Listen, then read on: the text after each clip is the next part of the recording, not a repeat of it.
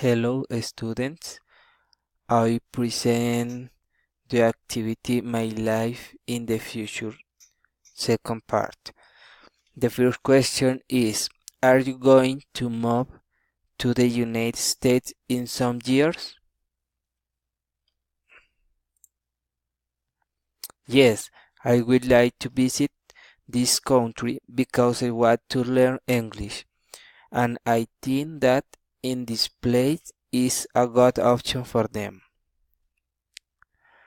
The second question is, are you going to change house next year? Not. I had my apartment and dislike me. So I don't think to change of house.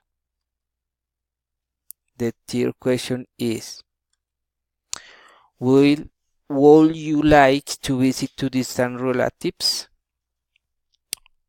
The answer is yes, I will want to visit my uncle. He lives in Bucaramanga, so I will prepare this trip. Finally, the fourth question. Would you like to study another country? It will be interesting, but I don't think study in other country.